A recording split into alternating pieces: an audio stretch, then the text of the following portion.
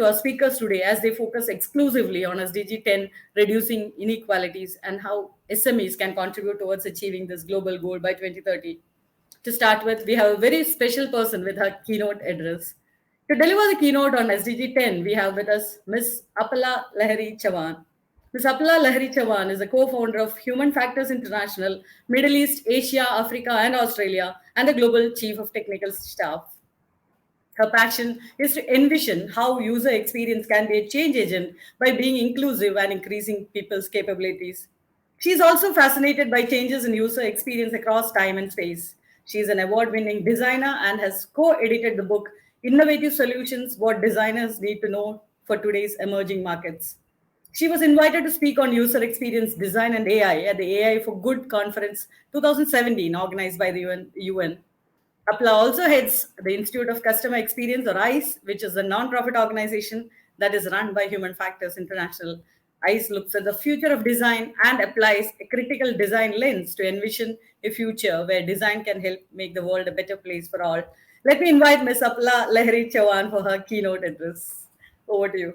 Thank you so much, Aparna, for that very kind and generous introduction. And I'm so delighted to be here at this session organized by the Global Council for Promotion of International Trade.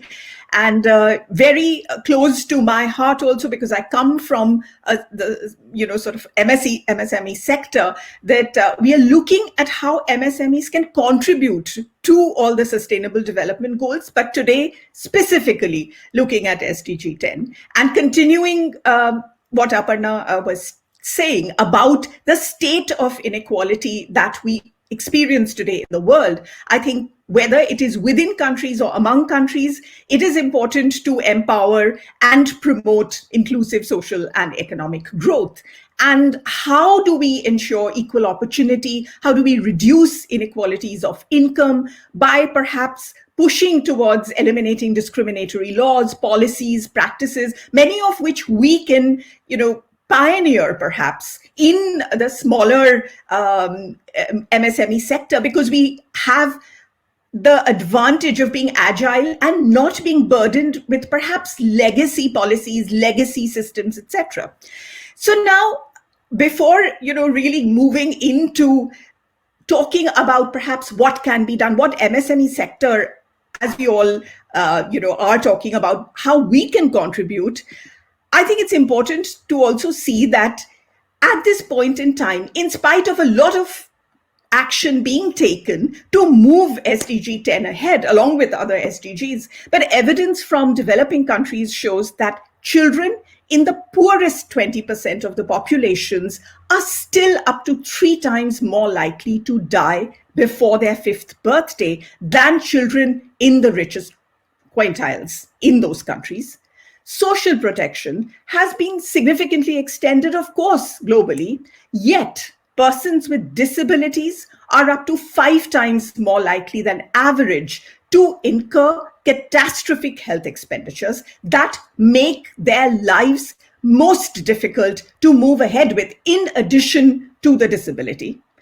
Despite overall declines, for example, in maternal mortality in most developing countries, women in rural areas are still up to 3 times more likely to die while giving birth than women living in urban centers. This is just, in this day and age, it's horrifying to feel that this kind of disparity is still surrounding us. Income inequality, absolutely, up to 30% of income inequality is due to inequality within households, including between men and women. We know that equal pay is still not implemented across organizations, across different sectors. So women are also more likely than men to live below 50% of the median income. All of these issues are issues that we can't just wait for, governments to put all their might behind, which they all do. But what is it that each one of us and each of our organizations can perhaps do? But what are these, what are the specifics? So there are 10 targets that SDG 10 has. And I think the first 4 targets are particularly relevant to MSMEs. The first one is that by 2030, Progressively, we must achieve and sustain income growth of the bottom 40% of the population at a rate higher than the national average. The second target, 10.2, is that by 2030, we must empower and promote the social, economic, and political inclusion of all, irrespective of any factor. 10.3, ensure equal opportunity and reduce inequalities of income. How? By including elimination of discriminatory laws, policies, and practices, and promoting appropriate legislation, policies, and action in this regard.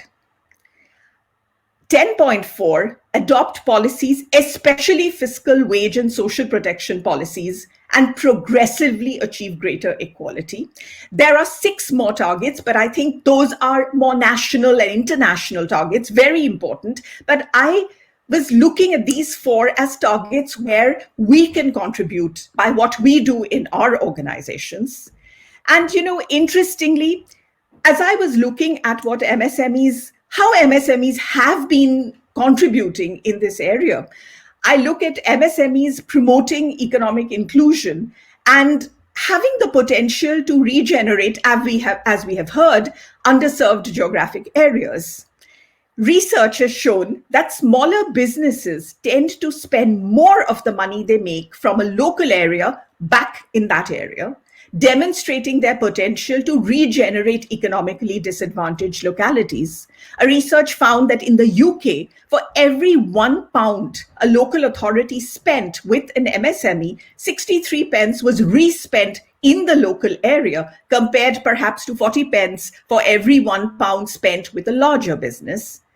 MSMEs therefore provide incomes to low-income, marginalized groups. They employ many segments of the population, including people from rural and urban areas, all tying into the various targets and goals of the SDGs. MSMEs also offer employment and entrepreneurship opportunities for young people, for women and other disadvantaged groups, including ethnic minorities and the disabled. And hence, MSMEs play that very important role in increasing incomes for the bottom 40% of the world's population, which is the first target of SDG10. And what is it then that, we do? Well, every one of us, no matter which sector we come from, I think there's an opportunity for us to contribute to these 4 very important targets. Coming from a design and technology field, my field is hugely populated with MSMEs.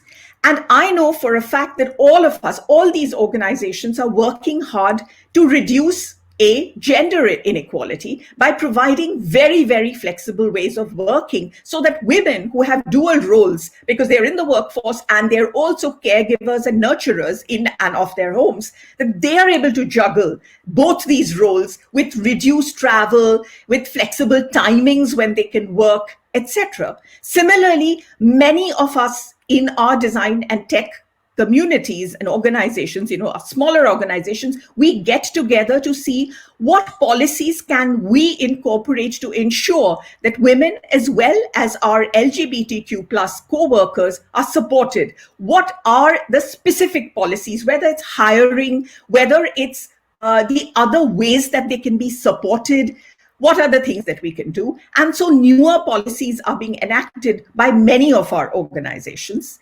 The other thing that, I feel we all need to look at each of our work areas, but in design, in technology, we are forming different associations and looking at how we design with marginalized and vulnerable groups rather than for them, rather than making assumptions and designing for marginalized and vulnerable groups, or just stripping a really interesting product of many features and then offering a purified, that's the way I put it, purified products.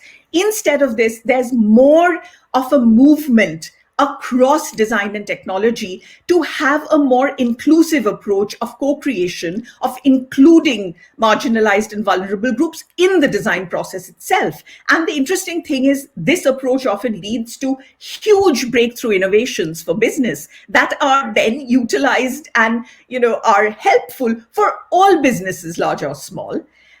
We also have guidelines that have been created for inclusive design. How do you make sure that when you're designing, you are not leaving anybody behind? So formal guidelines have been created. Sustainable design has become a field of its own because the processes that we need to do sustainable design are different from mainstream commercial design. And so this is now branched off into an area where very passionate designers are getting involved in. And of course, social design, where we're looking at social innovation, where there's social impact and not just commercial impact. And all of that is to look at inclusivity, equality, and not leaving anybody behind. Just like that, I think every one of us has an opportunity to, use the SDG10 lens and focus on what we do and see how we can incorporate the fundamental spirit of SDG10 and, the four main targets of looking at how we can include at a more systemic level, we can enable more equality to happen. And it is also very interesting that businesses do represent a very effective tool to address societal needs through the market because of their agility in being able to look at things differently, look at a problem differently, and come up with a solution differently instead of looking at things the same way as they have been done. So social enterprises bring innovative solutions to the problems of poverty and fill gaps in service delivery. In many countries, social enterprises are an increasing phenomena, particularly in the aftermath, first of the global financial crisis and then during this pandemic era. So that's another big place for, all of us MSMEs to play a big role and contribute.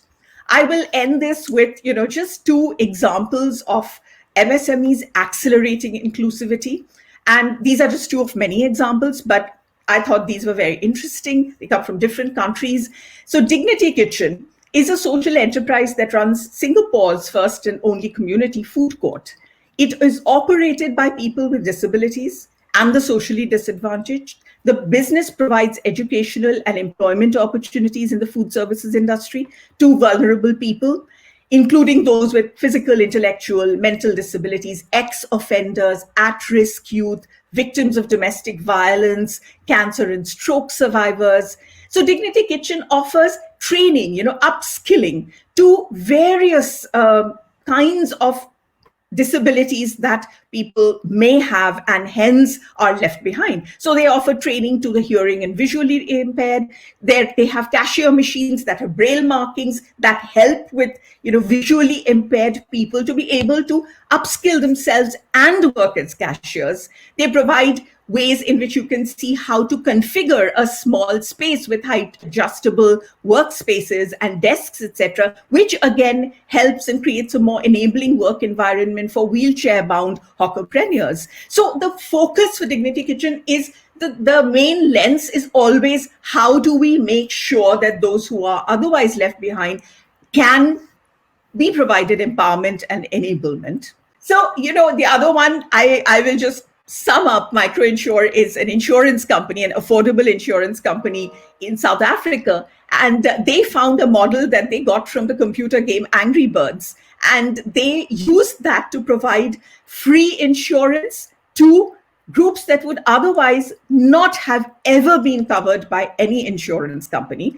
And then, build on the free insurance with other add-on stuff later. But that's the way they extended their own reach and the reach of insurance to largely excluded populations. So if there is a way that we, can, through our work, through the kind of work each of us does, if we can put on the lens of SDG 10, I'm sure we will find a way to provide very new solutions to this very, sort of endemic problem of inequality. But if we all come together, we will surely be able to solve it. So I know there are many other speakers, many esteemed speakers who will share their insights. And therefore, I'm as eager as all of you to hear our speakers. And so I will now hand over back to Aparna. Thank you so much. Thank you. Thank you so much, Ms. Apala. Thank you for opening the summit in such a powerful note. And thank you for all the support you have been giving to GCPAT till now. So